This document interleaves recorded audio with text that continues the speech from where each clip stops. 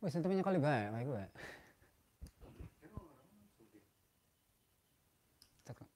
Cakung dikit.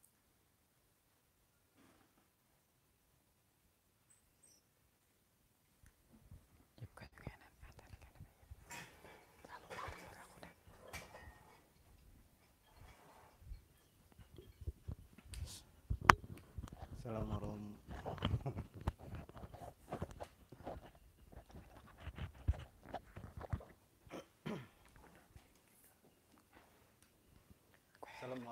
Assalamualaikum warahmatullahi wabarakatuh. Waalaikumsalam warahmatullahi wabarakatuh. Selamat malam sahabat CRX Media, Bajul Squad dan Gibrata Pamungkas. Malam ini kita akan podcast santai, Kang ya? Ya, ngobrol santai. Temanya apa malam ini?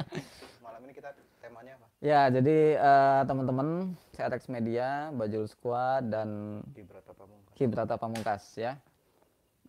Kali ini kita akan ngobrol santai karena kita kemarin mungkin teman-teman tahu ya, kita kemarin udah sowan ya ke Ustadz Ade Abdul Jalal. Beliau adalah pakarnya jin.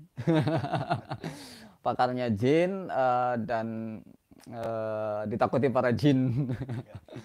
Nah, kita wilayah Cirebon ya. Wilayah Cirebon, khususnya wilayah Cirebon. Nah, sertifikatnya banyak, dia disandang sebagai peruqyah, trainer peruqyah ya. Kemarin kita banyak cerita ya Kang ya, banyak cerita, banyak ngobrol-ngobrol, banyak sharing ya. Dan beliau itu menghadiahkan kita sebuah buku ya. Ini judulnya Risalah Pelebur Jin Leluhur. Karyanya Muhammad Faizar Hidayatullah ya. Mungkin teman-teman tahu ya, banyak tahu. Beliau itu juga ahli di bidang bangsa demit. Bangsa genderuwo, sampai akhirnya beliau menciptakan ya, mengkaryakan sebuah buku ya. Mungkin teman-teman juga mungkin ada yang punya ya. Ini ternyata cukup unik ya dan bagus ya. Nanti kita akan bahas ke depannya, nanti kita akan bahas apa aja di dalam buku karya Ustadz Faizal ini. Nah. Terus kan? Terus kan? Yang kita Iya, cek suara. udah ini di HP.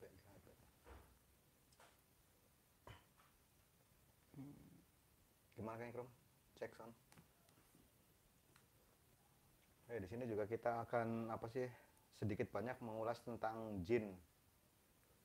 Gimana terus. sih misalkan ini salah satu daftar isinya ya, ada pengertian jin itu seperti apa, dalil keberadaan bangsa jin, awal mula penciptaan bangsa jin. Banyak juga di sini bagus untuk apa sih kita baca. Sayangnya saya belum baca buku ini, jadi saya belum bisa komen ya. Kerjasama antara setan dan hewan. Kayak tim sepak bola saja kayak Grum ya. Ada kerjasamanya ya. Setan sama hewan, terutama untuk hewannya itu di binatang melata ya, seperti ular dan yang lain-lain. Serba-serbi setan dan jin. Banyak bagus ini. Nanti mungkin saya bisa pinjam Mang Ishak. Ya, silakan Kang. Solusi peluruh gangguan jin nasab. Makanya banyak manusia itu apa ya yang bersekutu dengan jin ya. Jadi sebetulnya itu kita tidak boleh apa sih kayak semacam dukun gitu kan, dia memanfaatkan jin untuk mengganggu manusia. Terus juga banyak sih ya apa sih orang yang sering bilang sama saya pengen dibuka mata batinnya untuk melihat jin, buat apa itu seperti itu. Kalau kalian sudah melihat jin yang bentuk aslinya itu serem banget ya. Kang Esak sudah pernah melihat jin dalam bentuk aslinya Kang? Dalam bentuk manusia udah. Kalau dalam bentuk aslinya nggak mau gitu. Karena lumayan juga menurut pengalaman pribadi saya itu. Ya, gimana Kang? Serem ya. Sul. Jadi apa sih, kalau masih berbentuk manusia mungkin kita tidak begitu takut ya, walaupun misalkan kita tahu dia itu jin atau apa, pasti sih ada perbedaan antar manusia dan jin dalam artian bentuk tubuhnya gitu loh Kang. Ya. Jin itu kalau menyerupai manusia tidak akan sesempurna manusia ya, pasti ada kekurangannya. Entah itu dari muka atau mata pun itu bisa membedakan. Ya. Kalau Kang Esak yang ditemuin apa itu Kang? Yang ditemuin apa ya? Paling kerasukan gitu. Ada orang yang kerasukan gitu sih. Melihat jin yang paling serem menurut Kang Zul? Pernah Kalau lihat enggak? jin yang paling serem itu menurut saya kayak Gondoruo. Gondoruo bukan Gondoruo, Sundel Bolong. Sundel Bolong. Saya pernah waktu ngobatin orang di daerah sinilah, ada dekat-dekat sini. Saya tidak tahu bahwa itu apa sih Sundel Bolong Kang. Kan biasanya kalau taring yang atas itu kan ke bawah. Ya kan? Tapi kalau itu taring yang atas itu ke atas. Taring yang bawahnya itu ke bawah. Oh, taring yang bawah ke bawah, taring yang atas ke atas Jadi gitu. Ya? taring bukan gini. Iya, jadi begini nih. Serem banget. Terus pas kebenaran dia bawa anak.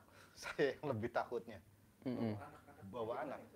Sama perempuan cuman ya hampir sama si itu. Merinding saya kalau cerita itu bener. Jadi anaknya itu dibawa gini loh. Digenjang gitu. Digenjang. Itu semua. Saya baru pertama kali melihat yang serem itu cuman itu. Kalau yang kayak muka sebelah rusak atau apa mungkin udah biasa ya. Kalau anaknya itu seperti apa? Anaknya hampir sama ibunya itu. Bentuk mukanya pun serem. Gitu loh. Apa sih? Terus pernah saya cerita sedikit Kang ya. Ya, silakan lanjut. Waktu ngobatin orang kerasukan, itu yang mungkin paling saya takutin, bukan saya takutin ya, yang paling susah lah. Yang paling susah itu waktu ada orang kerasukan, dia kerasukan dari jin laut, dari laut. Dia itu jadi nelayan. Nelayan nggak tahu dia berbuat apa di laut, pas pulangnya dia langsung kerasukan. Itu paling susah disembuhin. Jadi disembuhin keluar masuk lagi. Dan anehnya jin tersebut itu omongannya tepat, janji. Apa sih? Itu jadi handphonenya dibesarin udah. Cek suara dulu. Gimana caranya, teman-teman? No, dicek no. Jadi pas apa sih jin tersebut mau keluar sore hari itu dia bilang Nesa, kurang lebih habis maghrib nanti saya datang lagi ke sini. Tepat habis maghrib jam 6:30 dia masuk lagi ke dalam raga orang tersebut dan itu bener sangat kuat. Kita itu 6 orang megangin terpental semua. Anaknya nggak begitu besar lah, mungkin badannya Ngesak segitu. Cuman tenaganya gila. Samson juga kalah kayaknya sama itu. Itu pengalaman unik saya waktu sering nyembuhin orang lah. Ya kita ngebahas masalah apa lagi nih?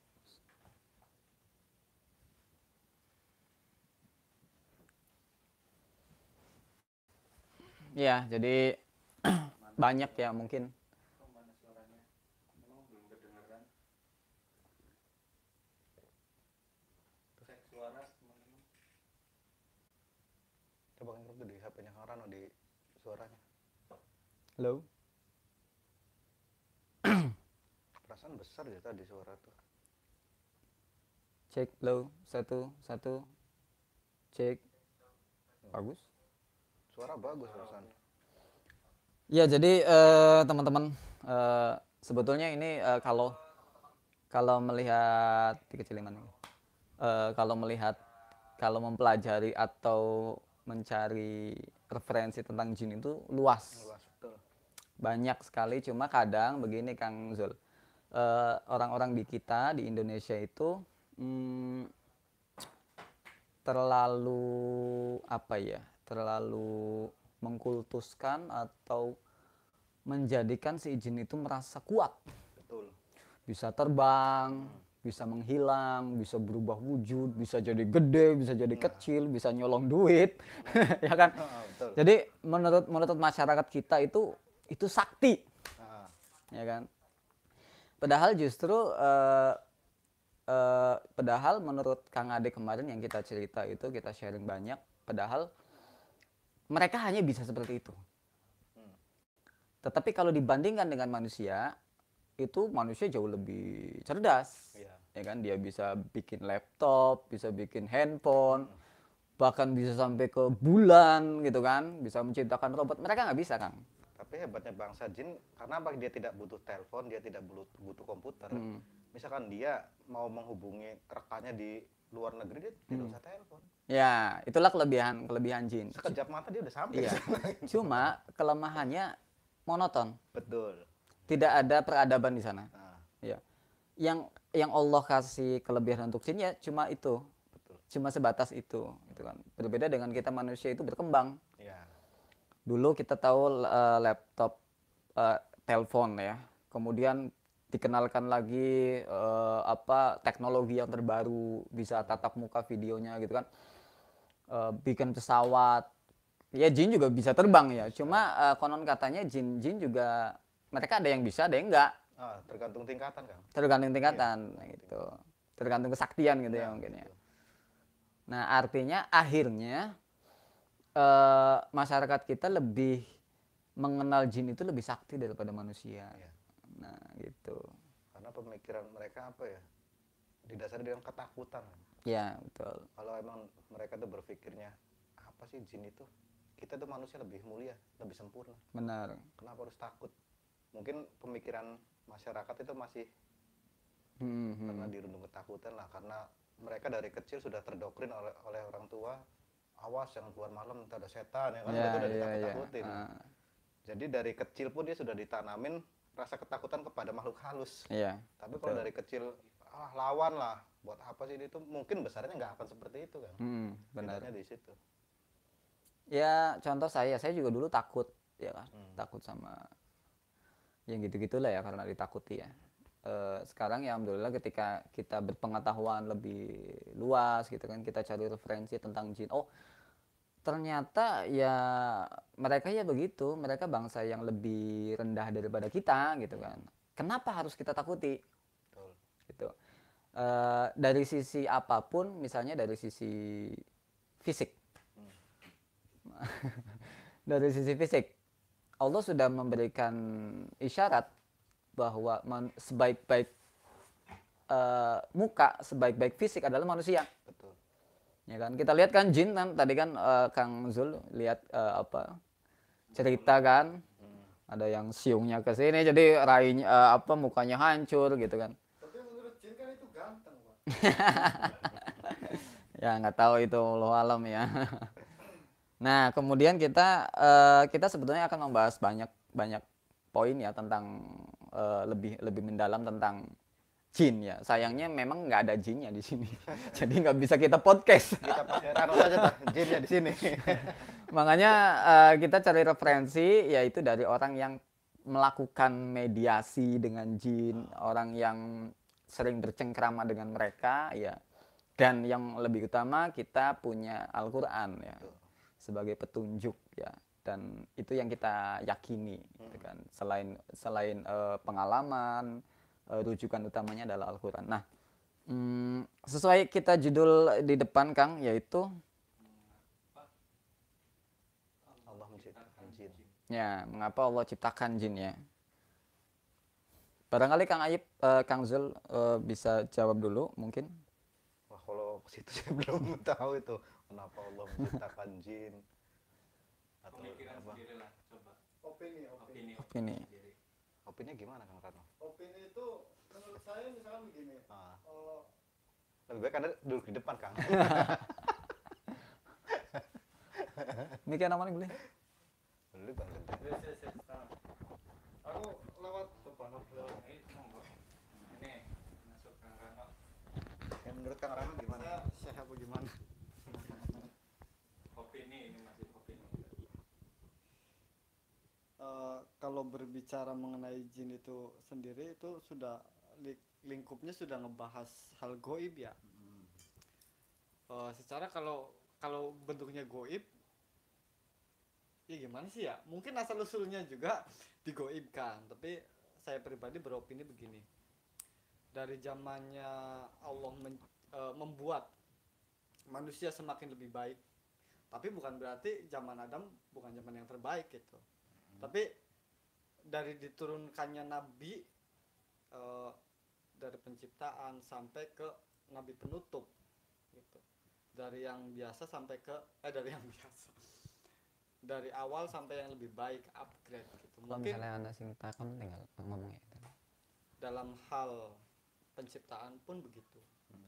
Menciptakan malaikat, kurang punya hawa emosi atau kurang punya apa, baru menciptakan ini, menciptakan itu, baru terakhir adalah manusia yang paling sempurna begitu.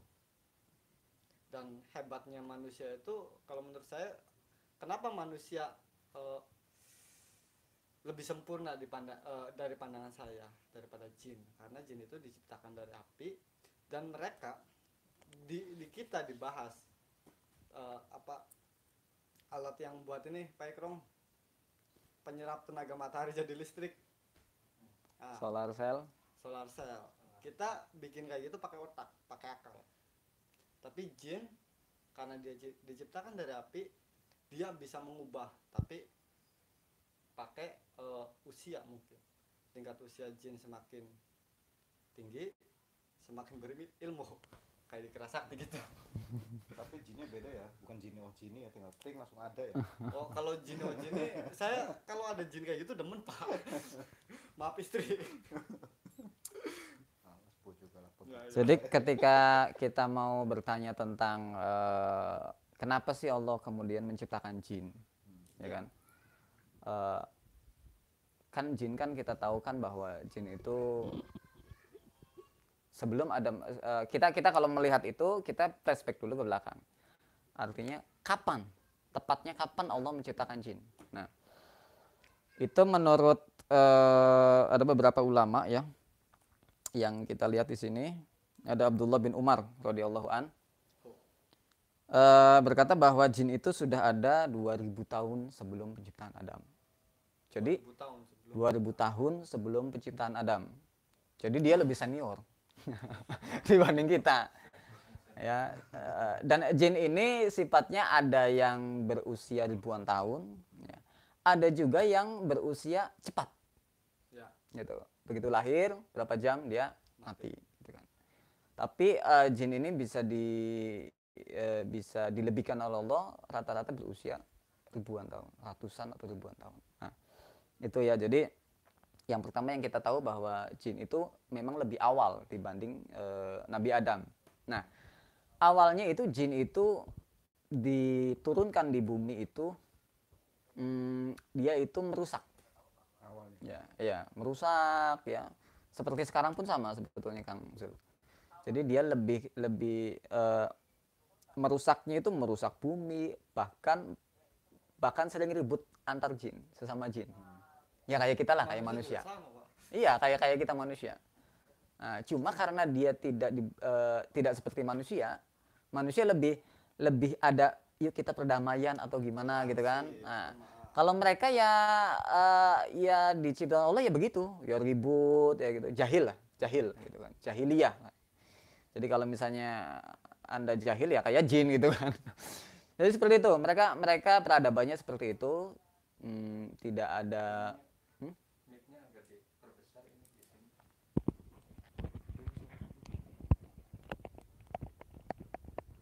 Cukup.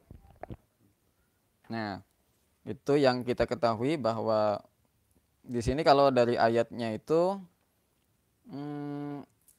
dan sesungguhnya kami telah menciptakan manusia dari tanah liat kering ya. Ini manusia ya.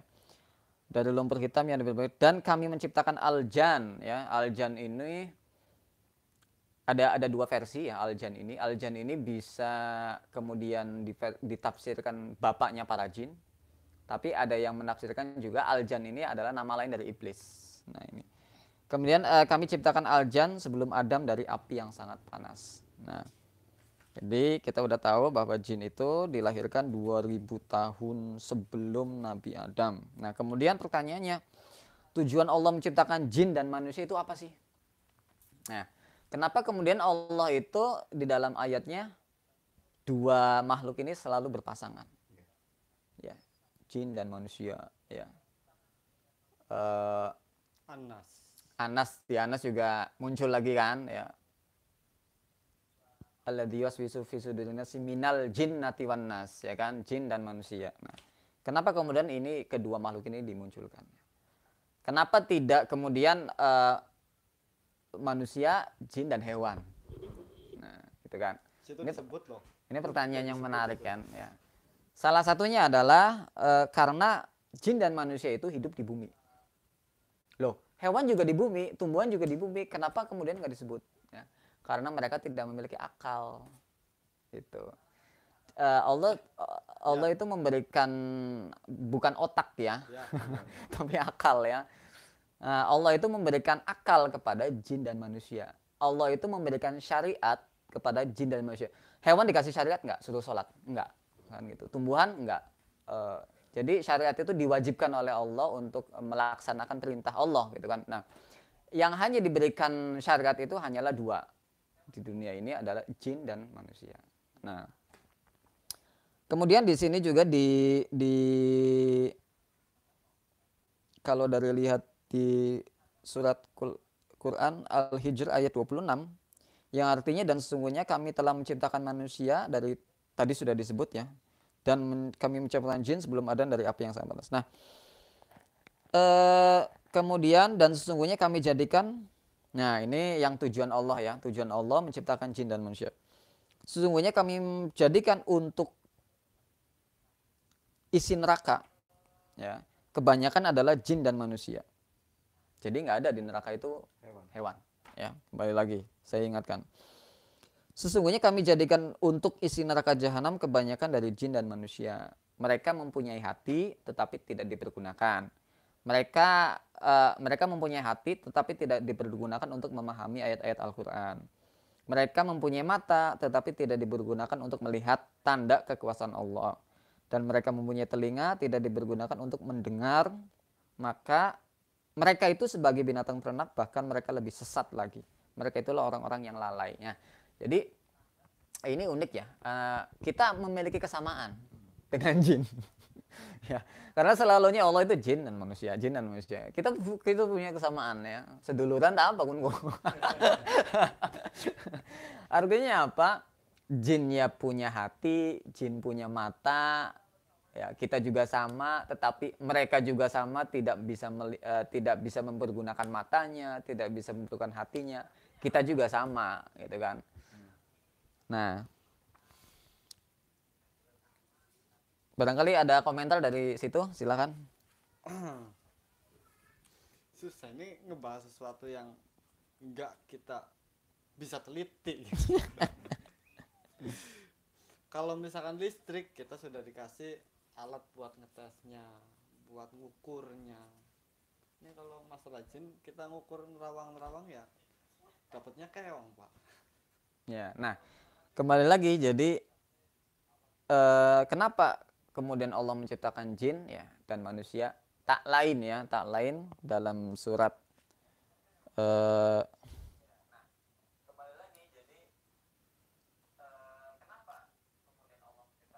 wa ma khalaqtul jinna wal insana illal liya'budun ya.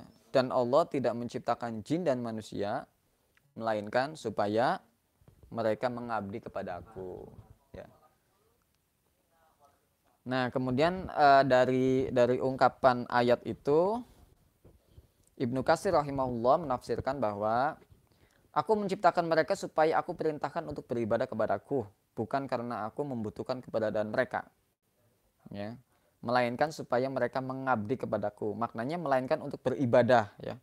As-Sa'idi berkata di antara ibadah itu ada yang bermanfaat dan ada juga yang tidak bermanfaat. Dan sesungguhnya jika kamu tanyakan kepada mereka siapa yang menciptakan langit dan bumi, nah ini pada ayat ini menerangkan bahwa mereka beribadah tetapi ibadah itu tidak bermanfaat bagi mereka. Nah, maksud dari ayat ini penafsirannya adalah bahwa jin dan manusia itu diciptakan oleh Allah untuk mengabdi. Nah, kalau mengabdi apa sih? Coba.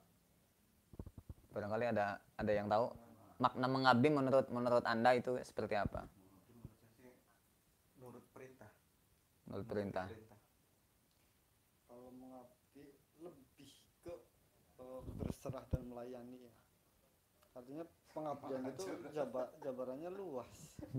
Kalau saya mengabdi ke sana, di sana mau ngasih Kalau apa, mungkin kalau di Jawa abdi dalam, abdi negara, ya kan? Abdi negara gitaris lah.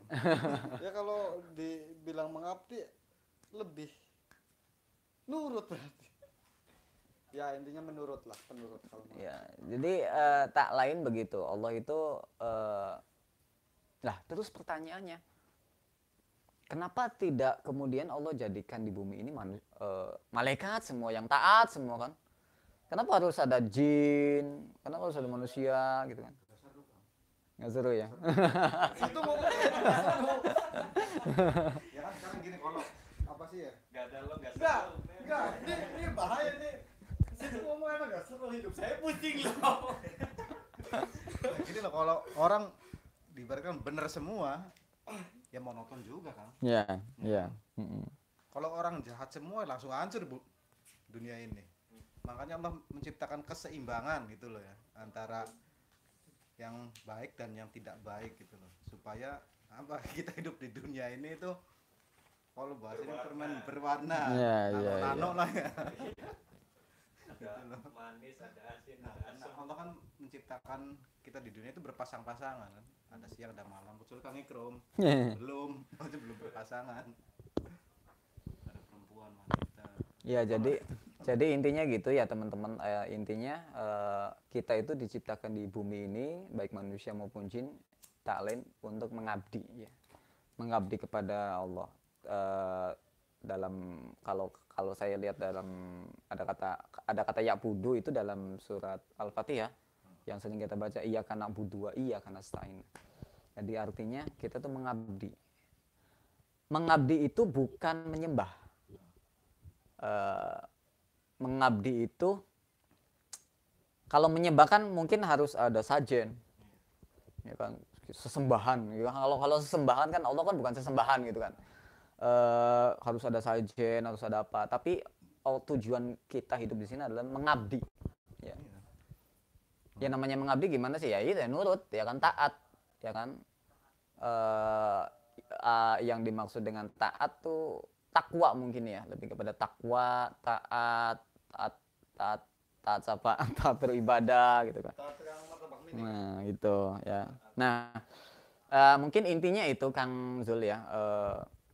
Tapi kemudian kembali lagi yang saya katakan di awal bahwa terkadang manusia itu sering mengkultuskan, wah ini raja jin, seolah-olah kita lebih rendah gitu loh. Wah ini di sini dulunya ada jin yang menguasai, jangan lewat di sini atau lewat harus permisi dulu gitu kan.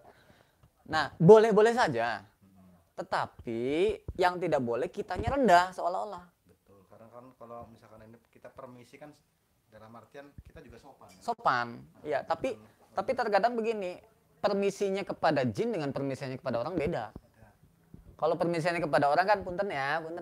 Tapi kalau dengan jin, punten ya. Sambil ketakutan kitanya kan. Balik Iya lagi nggak? sama orangnya ya kan, balik lagi sama orangnya. Iya, itu. Kalau misalnya kita permisi mbak kan biasanya kayak gitu. Kalau bukannya nah itu kalau yang seperti itu berarti dia benar-benar penakut gitu loh orangnya ya. Iya, Beda. jadi korelasinya akhirnya jin itu lebih kuat, Iya. ya kan. Padahal ya jin dengan manusia itu kalau dari sisi Al-Quran ini sama, Allah menciptakan itu sama. Mereka harus mengabdi gitu kan. Tetapi kok tiba-tiba kita kok jadinya gini gitu kan masyarakat kita, ya kan. Nah, saya punya pengalaman Kang Zul. Memang kalau kita lihat di sini itu para jin itu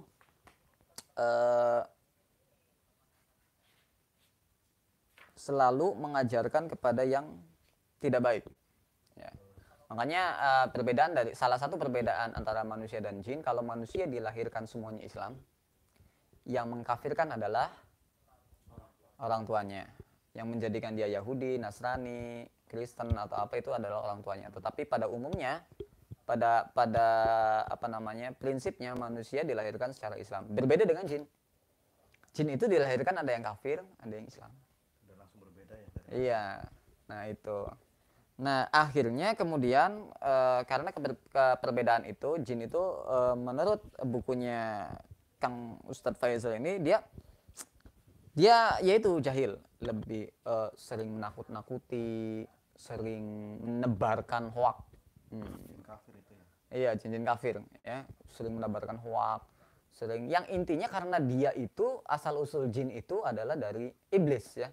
Ada dua versi di sini yang saya tadi kemukakan bahwa ada ulama yang mengatakan jin itu ayahnya namanya bapaknya jin adalah namanya Aljan ya. Ada yang bilang bahwa bapaknya namanya iblis ya kan, bapaknya para jin ya, pengikutnya. Nah, karena ada gen ya. Karena ada gen iblis itu, ya kan kita tahu kan bahwa sejarahnya iblis kan dia menggoda Adam gitu kan.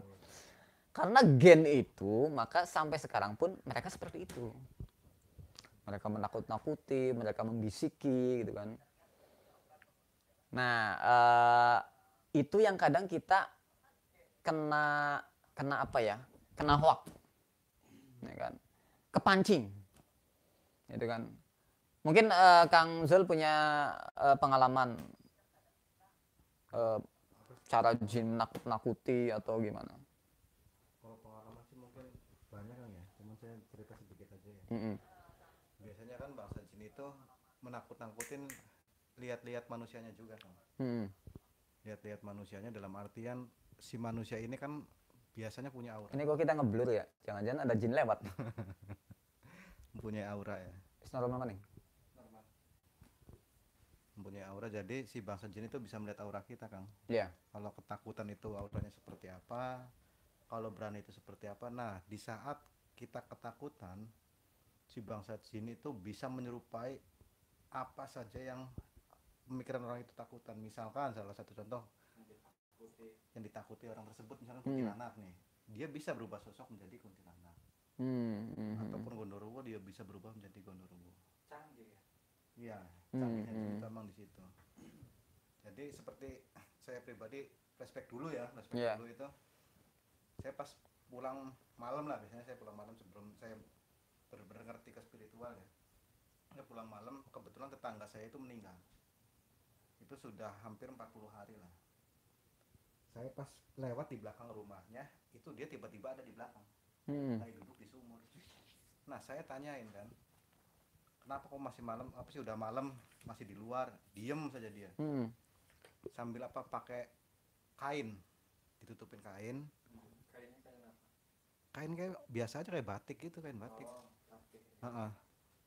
Nah, setelah saya ngeh bahwa orang tersebut sudah meninggal, dia menghilang. Terus dia menghilang, saya karena apa, kaget ya.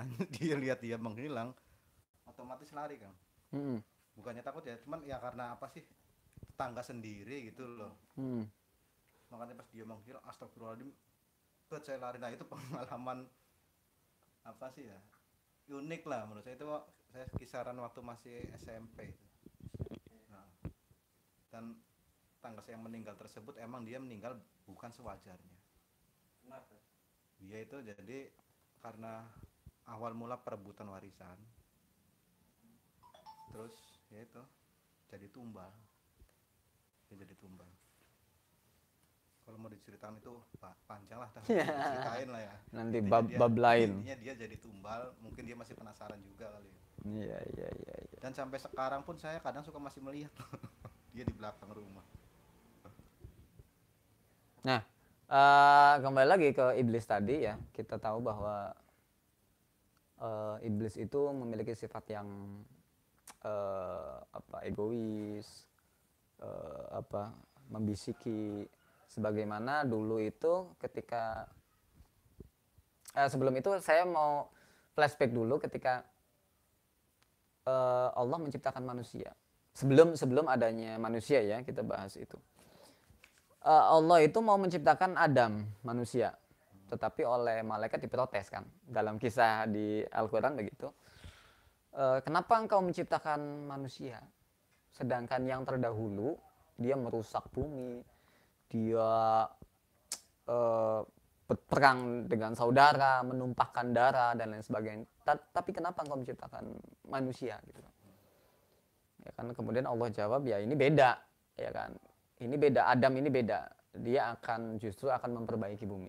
Nah, ketika kemudian kisah itu dilanjut dengan Allah menyuruh para malaikat untuk sujud. Ya kan, kecuali satu, yaitu iblis ya, atau mungkin kita kenal bapaknya jin lah ya. Iblis ini tidak sujud lantaran apa? Karena dia merasa bahwa dia yang paling baik. Ya. Adam itu diciptakan oleh tanah dan saya diciptakan oleh api. Saya lebih baik. Nah, pertanyaannya kemudian muncul, apakah api lebih baik daripada tanah? Ya. Saya harus tanya ke Eng dulu ya. Ya kan?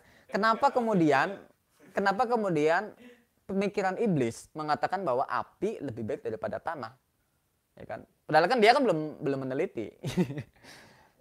Mungkin justru bisa juga bahwa bumi itu lebih baik, tanah itu lebih baik karena dia bisa menumbuhkan pohon, ya kan? Dia bisa menjadi pijakannya orang-orang, dia bisa macam-macam kan. Tetapi kenapa dia berpikir bahwa api lebih baik? Gitu kan. Artinya apa? Kalau menurut saya pribadi, artinya bahwa itu adalah salah satu kebodohannya iblis. Ya, iblis sok tahu gitu kan. Sok tahu. Karena merasa mungkin karena hawa nafsu dia, ya, egois dia bahwa mengatakan api lebih baik dong. Ya. Karenanya di anak-anaknya pun, jin-jinnya pun karena ada DNA si iblis itu, maka seperti itu. Mereka sifatnya seperti itu.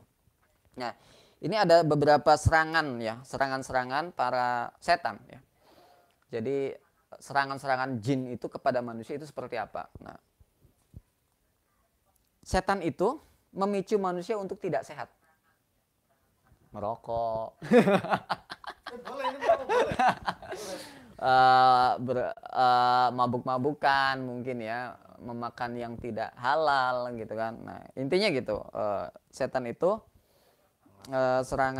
memicu manusia untuk tidak sehat. Itu yang pertama. Nanti pembahasannya, Anda kalau mau membahas secara lengkap, Anda silakan beli bukunya. Kemudian setan itu, jin itu memunculkan amarah yang berlebihan ya. Jadi biasanya harus misalnya sing darah tinggi, itu biasanya jin. Belum tentu. Ya. Artinya gini Kang Zul, itu adalah salah satu jalan masuk. Iya. Salah satu jalan masuk untuk bercanda. Jadi ketika kita beramarah ya nafsu, kemudian itulah peluang jin itu untuk masuk. Oleh karenanya Nabi kita itu mengatakan bahwa la takdob ya, jangan marah.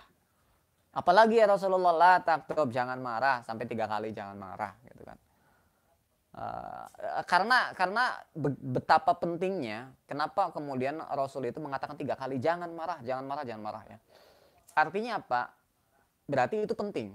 Ketika Rasul mengatakan 3 kali, ya itu berarti penting ya. Kenapa itu bisa penting? Karena itu termasuk membuka jalan setan. Nah, Nabi itu tidak kemudian selesai begitu saja. Kemudian ada akhirannya kan. Kalau kamu marah, kamu misalnya duduk, kan? Duduk masih marah, apa? Selonjoran, ya kan? Selonjoran masih marah, udud. Udud dulu, iya, nggak masalah, udud dulu. Relax lu. Selonjoran masih marah, Nabi mengatakan harus berwudu, ya kan? Berwudu masih marah, sholat. Gitu. Nah itu salah satu amarah. Enggak. Nah, itu enggak kayaknya. Kemudian tidak hanya sekedar marah, pintu setan juga termasuk menimbulkan rasa sedih yang berlebihan. Nah ini biasanya para kaum hawa ya, diputus pacar, ya diselingkuhi. Ya. Kalau gimana waktu diputus pacar marah enggak, Bang? Saya senang malah. Ya, ini menimbulkan rasa sedih yang berlebihan ya, sehingga mereka disukai para jin ya. Itulah adalah salah satu peluang di mana jin itu bisa masuk. Kemudian apalagi memunculkan syahwat yang menggebu ya. Lihat nggak kuat lihat yang empuk-empuk, yang mulus-mulus itu nggak kuat. Jadi Mengenai syahwat boleh bertanya. ya silakan. Kalau orang yang impoten berarti nggak ada gangguan jin ya? Ya itu beda bab. Impoten juga kan mungkin kalau syahwat sih masih ada kan. tetap syahwat manusia itu selagi dia masih hidup ya, khususnya untuk kaum laki-laki itu pasti masih ada. Tapi yang membedakan apa, tenaga pertama, keduanya dia bisa tidak melakukan apa yang dia inginkan, syahwat dia gitu loh ya. Nah, memenuhi syahwatnya itu. Kalau syahwat manusia itu pasti ada. Ya, artinya maksud dari memunculkan syahwat yang menggebu ya. Semua orang ya, orang, manusia, jin itu punya syahwat ya. Semuanya binatang juga punya syahwat. Cuma perbedaan binatang dengan kita, binatang itu kalau punya syahwat ya langsung jor bae ya, tidak peduli dia apa gitu kan. Bedanya dengan kita ya kan, manusia itu punya syariat ya. Ketika ngelihat yang wah ya itu stop ya. Jadi gimana caranya? Nah, itu memunculkan syahwat yang bagus. Jadi bagi Anda yang merasa titik-titik telengkaiku langsung menggebu-gebu, nah itu salah satu salah satu bisa membuka peluang jin itu masuk. Kemudian apalagi memunculkan rasa takut yang berlebihan. Nah, ini yang jin seneng ini gini. Wah, di sana ada buaya putih yang kalau misalnya kamu lihat buaya itu nanti kamu jadi tumbal atau gimana lah. Nah, itu kerjaannya setan itu kayak gitu-gitu. Ya. Jadi kalau misalnya ada dukun yang misalnya Anda pergi ke paranormal atau katakanlah berbalut dukun berbalut kiai. Nah, kemudian dia wah, kamu ini nanti titisannya apa gitu kan. Saya pernah ketemu. Beneran. Gimana cerita? Apa Parah sih? no. Dia seolah-olah seperti kiai padahal menurut saya pribadi dia kosong. Jadi saya pernah ceritanya itu, saya disuruh nganter kan ya, nganter seseorang lah, nganter saya ke kiai ini. Nah, saya ke sana itu, pergi ke rumah dia.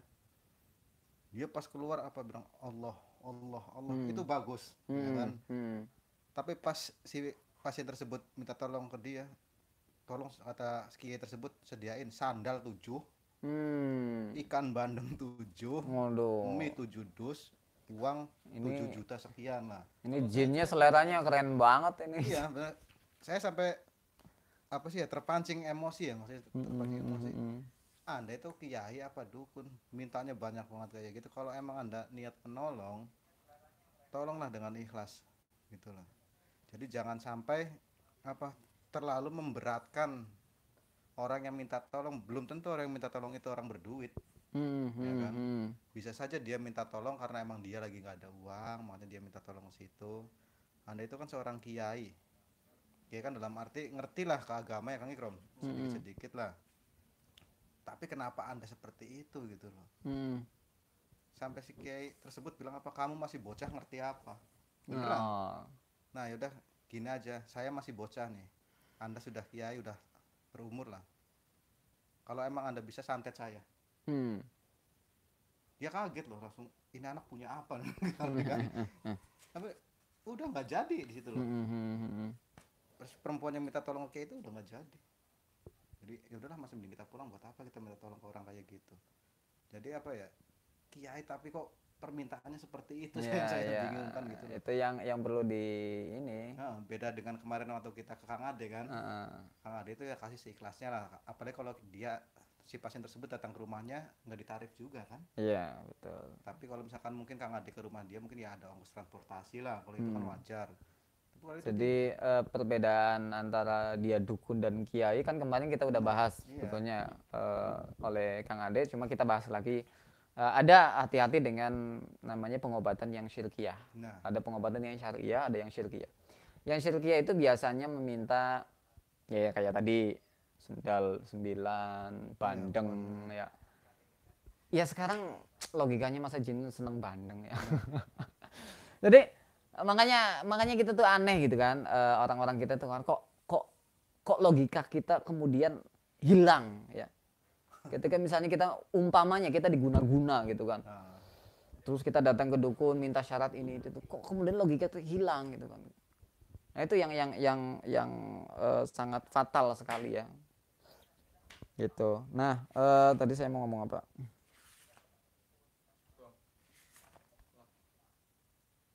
Ya, membuat manusia bahagia berlebihan. Jadi selain jin ini bisa menjadikan manusia murung ya, ternyata jin ini juga bisa membuat manusia itu bahagia ya. Sehingga ketika dia bahagia dia lupa. Mungkin intinya sih begitu. Bahagia berlebihan. Tertawa lepas. Terbahak-bahak gitu kan.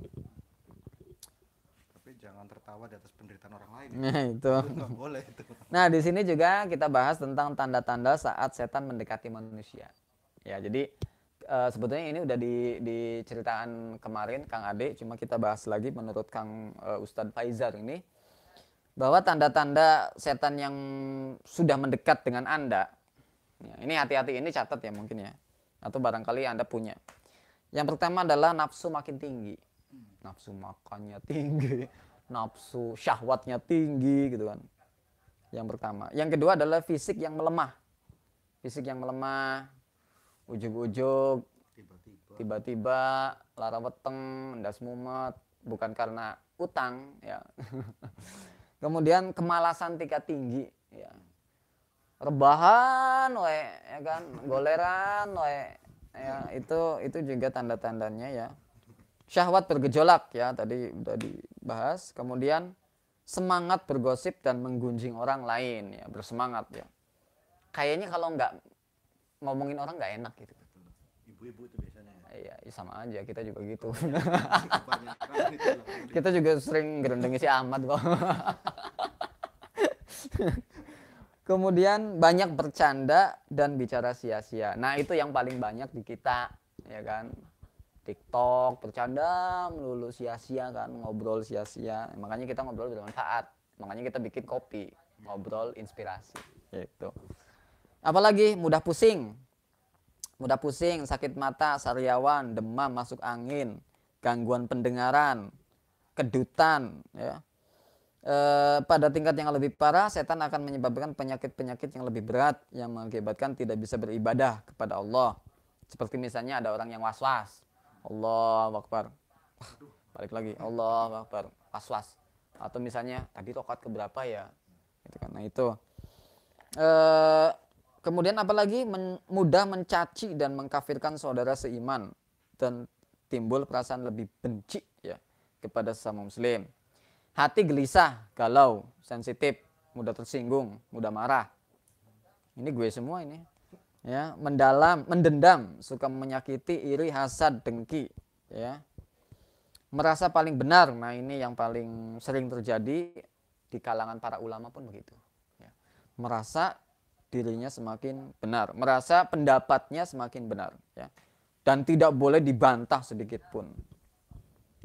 Jadi berbeda dengan kita, kalau kita mungkin dibisikinnya yang nyolong, kandilung wadun ayu ya. Tapi kalau para ulama beda lagi. Para ulama itu membisikannya ini pendapat kamu yang paling benar. Gitu. Makanya tingkatan para jin itu kan beda-beda ya. Mungkin kita sih paling jin SD, TK golongannya. Kalau tingkatan para ulama itu jinnya udah profesor, doktor gitu. Kenapa tingkatan yang paling tinggi itu untuk dalam segi gangguan ya, di wanita itu loh. Kan harta, tahta, baru wanita terakhir kan. Iya. Nah mungkin kalau untuk kiai, harta sama tahta mungkin dia sudah tidak pikirkan. Tapi kebanyakan itu gangguan yang terbesar untuk kiai itu wanita kan. Kenapa? Saya mau tanya Mas Anja. Nah, jadi gini Kang, saya punya jawabannya. Ini seperti sebuah naluri. Atau seperti sebuah suratan bahwa laki-laki itu pasti tergoda dengan wanita. Kenapa saya bilang gitu? Karena Adam pun ternyata tergoda dengan wanita, gitu kan. Jadi ada sebuah tafsir ya yang tentang kisah Adam dan Hawa dan pohon kuldi. Ada beberapa ulama yang menafsirkan bahwa pohon kuldi adalah kurma. Ada yang bilang pohon kuldi adalah pohon yang kalau dimakan itu jadi kekal ya. Dan banyak versi yang diantaranya ada para ulama yang mengatakan bahwa pohon kuldi itu apa? Pohon kuldi itu adalah berzina. Nah, semuanya tidak bisa kita bantah dan tidak bisa kita unggulkan ya, karena mereka punya landasan yang kuat. Masing-masing punya landasan. Kalau menurut saya, kalau kita tarik di kehidupan kita sekarang ya, di mana wanita itu, wah sekarang itu kita udah melihat aurat wanita itu udah di mana-mana ya, bahasa saya mah jeprah gitu kan. Bahkan Malahan lebih mahalan pupuk ayam ketimbang pupuk wanita. Iya dong. Nah, saya mengambil pendapat yang bahwa pohon kuldi itu adalah berzina. Saya ambil pendapat itu, ya kan? Di zaman sekarang ya kita ambil ya. Jadi misalnya gini, Kang Ayib dikasih rumah oleh saya. Kita logika sederhana aja. Kang Ayib dikasih rumah oleh saya, rumahnya gede, di dalamnya ada kulkas, fasilitas PlayStation, game, wah semuanya fasilitas enak. Iya. TV-nya berapa MB, Pak? Wah MB gitu kan. Jadi semua fasilitas itu lengkap sekali, minuman tinggal ngambil. Wah. Tapi kata saya, Yip, tolong jangan yang ini ya. Ya, jangan yang ini nih, nggak boleh nih yang ini ya. Ya. Maksudnya yang ini tuh wanita. Ini khusus lah ya. Ya, ini jangan nih, tolong ya. Sebulan Dean masih senang-senang main PS ya kan, sebulan, 2 bulan, setahun. Nyong kedelang bae ya singkatannya wadon ya. Hah? Apa? Oh iya Kang Zul. Kang Zul. Jadi lama-lama mungkin ngelirik. Iya, Bahaya ya. lama-lama ngelirik, lama-lama mungkin Noel ya Kang Zul. jadi sudah merupakan suratan lah menurut saya. Menurut saya itu sebuah surat. Itu maksudnya itu. Artinya kenapa Allah kemudian jangankan menyolek ya. Mendekati pun jangan. Itu syarat utamanya. Karena ketika kamu mendekati satu langkah, dekat lagi satu langkah, ya udah ngemprak gitu. Mungkin itu jawabannya. Kalau jawabannya kayak gitu berarti lagunya Dewa 19 salah ya. Apa itu? Hawa tercipta di dunia. Ya. Aku malah nyanyi. Nah, kembali ke artinya yaitu bisikan-bisikan setan, jin itu mereka selalu memberikan hoak yang terlampau lebih. Ya, membuat cerita mitos yang terlalu berlebih gitu kan, sehingga sebetulnya kita kemudian takut, kita merasa takut. Ketika kita takut merasa berlebih, akhirnya disitulah setan masuk, disitulah dia makin hebat ya, makin menakut-nakuti. Saya punya satu kisah ya. Saya pernah meruqyah salah satu orang ya. Ceritanya gini Kang Sul. Saya pertama kali meruqyah, saya coba bacain apa yang saya bisa. Ya. Saya bacain, loh, kok nggak keluar ya, nggak ada reaksi gitu kan. Saya bacain lagi terus, ya. Ayat kursi terus, ya. Ada di benak saya, wah ini jinnya kuat nih. Disitulah justru godaan sebetulnya. Ya. Pertanyaannya adalah saya yang kalah apa jin ini yang kalah? Gitu. Nah, itu sebetulnya godaan peruqyah, godaan para orang-orang yang mengobati ilmu sihir-sihir jin itu ya. Wah, saya udah lamun bahasa kayaknya sih mergag ya Kang Sul ya. Waduh, ini kayaknya saya kurang sakti nih gitu kan. Waduh. Tapi saya kemudian teringat kata ustadz saya bahwa kamu jangan terpengaruh dengan bisikan hati Anda. Ya. Terus aja. Nah, ini saya potong sedikit Kang ya. Ya. Sekarang sehebat apapun kita, kalau emang kita tidak yakin dengan kemampuan kita sendiri, kita tidak akan bisa kan. Balik lagi ke keyakinan diri kita sendiri gitu loh. Kan gini. Akhirnya kan ketika saya baca kemudian timbul tidak pede. Nah, itu kan tidak Ya yakin berarti kan. Ya kan? Jadi karena merasa, wah ini nggak keluar-keluar nih jinnya hebat nih. Berarti kita udah mundur duluan nih. Waduh. Disitulah lemah, kemudian lemah. Bacaan kita kemudian lemah. Keyakinan kita lemah. Nah akhirnya saya coba lagi, saya istirahat dulu waktu itu, kita coba lagi deh, gitu kan. Waktu itu kita coba, itu sampai kurang lebih ada 3 jam kan, saya ngeruqyah. Kita coba lagi dengan, jadi kata teman saya, kamu baca, niatnya apa? Apakah kamu baca niatnya menyembuhkan dengan bacaan ini, atau karena Allah? Gitu. Kalau misalnya kamu meyakini bahwa dengan bacaan ayat kursi itu kemudian setannya kabur, berarti kamu sama saja mensekutukan Allah. Berarti itu sama saja dengan jimat dong. Kamu cuma baca-baca, terus kabur kan gitu. Sama aja dengan jimat. Al-Quran adalah sarana, sebuah apa namanya ya, syariatnya. Ya, melalui ayat kursi ini jin bisa keluar. Tetapi tetap kita harus meyakini bahwa Allah lah yang mengeluarkan itu, bukan ayat kursinya. Oh iya, saya paham. Oke, 2 kali saya coba dengan keyakinan ya, dengan keyakinan penuh, ya Allah. Saya tentu berdoa dulu, ya Allah, mohon perlindunganmu, mohon kekuatanmu, ya. Karena saya hanya manusia biasa yang tidak bisa apa-apa, dan saya hanya pasrah semuanya kepada Engkau. Ya kan? Saya mau berniat untuk mengeluarkan jin ini. Wah, saya baca, Kang. Mulai, Kang. Kelelet, ya kan? Wah, iya bener ya. Akhirnya dia ngomong lagi. Udah mulai reaksi, dia bereaksinya dia mulai bicara. Nah, tadinya kan nggak bicara tuh, dia mulai bicara. Bacaan kamu salah. Nah, Itu di situ. Godaan. bacaan apa ini gitu kan. Padahal Saya dia juga takut. iya. Bacaan kamu salah. Waduh. Bener enggak ya saya salah kan? Akhirnya kan gitu kan. Waduh, jangan-jangan saya salah gitu kan.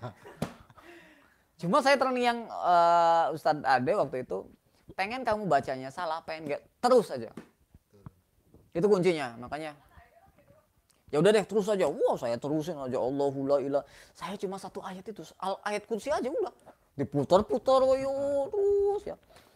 Lama kelamaan dia mulai merasa sakit tuh. Udah.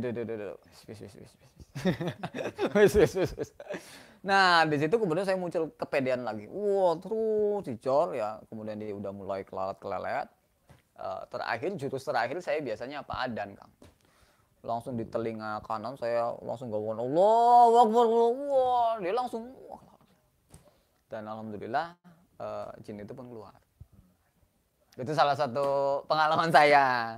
Barangkali Kang Zul punya pengalaman lain. Mengenai untuk seperti itu ada hampir kesamaan ya. Kalau Kang Esep kan berarti tadi doa dulu kan sebelum. Ya. Nah, saya juga sama. Kalau saya doanya cuman ya Allah ya Muhammad ya Rasul, tolong bantu saya untuk menyembuhkan orang tersebut. Tetap saya bukan menyekutukan Allah itu ya, tetap saya meminta kepada Allah untuk menyembuhkan orang tersebut agar orang tersebut bisa sembuh. Doanya sebetulnya sih apapun itu semua bagus kan bacaan Al-Quran. Yeah. Ada yang jelek kan. Iya, betul. Tergantung keikhlasan hati kita. Mau baca surat yang mana? Karena apa? Bangsa jin pun sama bisa ngaji. Iya, Ya kan? betul. Pinter, bahkan mungkin lebih pintar dari kita gitu. Iya. Tapi balik lagi keikhlasannya yang diuji. Kalau kita ikhlas insya Allah apapun suratnya dia akan keluar. Tapi jangan merasa kita manusia paling sempurna lah, jin enteng lah. Jangan pernah gitu menganggap remeh sesuatu, karena itu akan berdampak jelek pada diri kita juga. Iya. Sudah, menurut saya itu. Iya, jadi artinya kadang kembali lagi ke tadi persoalan bahwa masyarakat kita itu melihat atau mendapati fenomena itu merasa dirinya tidak baik-baik saja dan ketakutan yang berlebih. Betul. Dan justru para jin ini kemudian mengerongrong untuk menakuti terus berketerusan. Suatu contoh kayak kemarin ya, istri saya melihat salah satu sosok. Saya melihat seorang nenek yang berwarna merah, kemudian dia membawa para pengikutnya binatang-binatang yang besar-besar gitu. Ini dia ketakutan kan, lari ke saya. Lagi bengi kan, lagi bengi, kita cerita lagi bengi. Ketakutan, terus dia mulai ke desa. Kata saya, kamu lihat? Iya lihat. Kamu berani nggak menghadapi? Gak berani, takut. Nah, kenapa bisa takut pertanyaannya? Dia balikin lagi ke saya, dia ngomong, kamu kalau misalnya ngelihat binatang yang gede-gede kayak gitu dan banyak, takut nggak? Kata saya, kalau binatangnya asli ya takut. Iya. Ya, kalau sekelas harimau, macan atau apa, ya saya lari dong gitu kan. Tapi kan ini sesuatu yang tidak ada, gaib. Dan itu adalah bangsa jin yang menurut kita lebih mulia. Ya kan? Karena ketakutan kamu, maka dia itu berani. Akhirnya waktu itu, malam itu saya deketin tuh. Di mana letaknya? Itu di situ. Saya deketin. Saya cuma bilang, keluar. keluar semua kalian, semuanya keluar, saya bilang gitu. Mereka pada ketakutan, gimana, ada nggak ada, pada kabur. Apakah saya harus membaca doa apa? Enggak. Saya cuma meyakinkan bahwa diri saya, bahwa saya lebih mulia ya dibanding kalian semua. Kalian cuma bisa menakut-nakuti gitu kan. Ibarat kata kalau misalnya nggak bedanya kayak manusia lah. Ada preman kan, wah petang-tang, peteng-teng gitu kan, wah gue pernah. Tapi kalau digebrak, heh, ngapain kamu? Dia juga lemah juga kok. Iya. Nggak bedanya dengan kayak gitu. Saling ngegos lah ya. Ngegos, iya.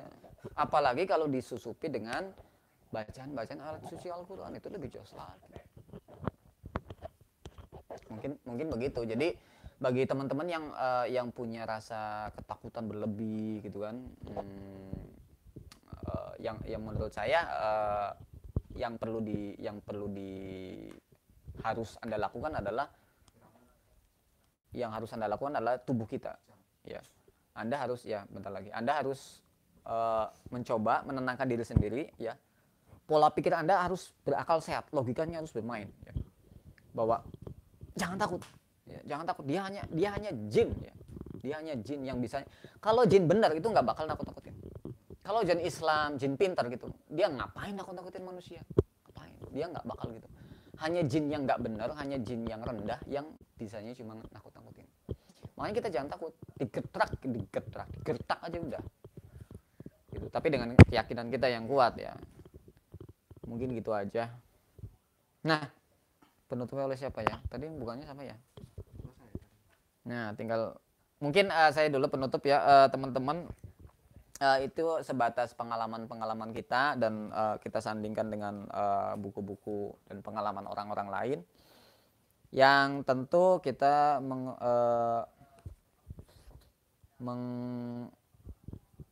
mengkaitkan dengan Al-Quran ya dan hadis tentang alam jin. Nah, kemudian ke depan kita akan membahas juga beberapa, soalnya ini babnya banyak ya, ada jenis-jenis jin ya, mungkin teman-teman perlu tahu juga ya. Kenapa sih kita harus tahu pengetahuan? Karena apa ya? Supaya kita tahu bahwa jin itu ternyata begini loh. Gitu. Kadang ada jin yang ngegos, kamu nanti akan kecelakaan pada jam sekian. Ya. Itu nggak boleh gitu, ya. Itu mereka hanya ngegos seperti itu. Saya juga Ya. mau kasih saran buat para orang tua ya. Jangan pernah menakut-nakutin anak Anda itu, misalkan anak itu sering keluar mau maghrib ya, awas tong, kok digodani setan tuh, jangan pernah mendoktrin anak dari kecil itu tentang ketakutan setan gitu loh. Lebih baik kalau misalkan ini langsung aja digeret. Tapi emang kalau maghrib itu Emang benar kan. Cuma kan udah didoktrin, makanya anak itu kan jadi takut sama setan gitu loh. iya, tapi jangan ditakut-takut. Kasih alasan yang logis lah. Jangan keluar malam, kan ini kan waktunya maghrib, ayo kita sholat bareng apa gimana gitu loh. Jangan didoktrin tentang setan.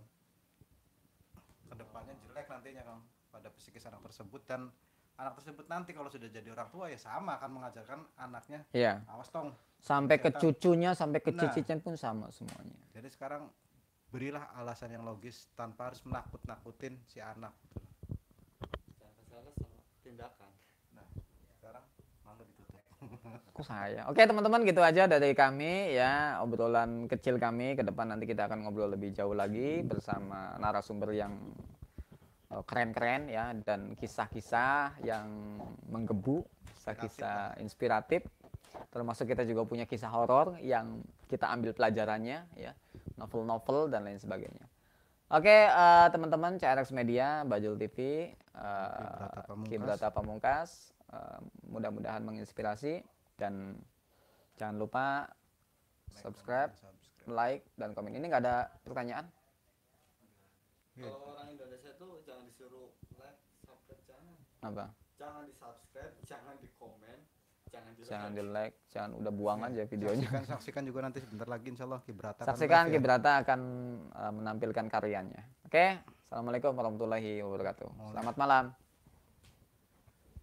Surat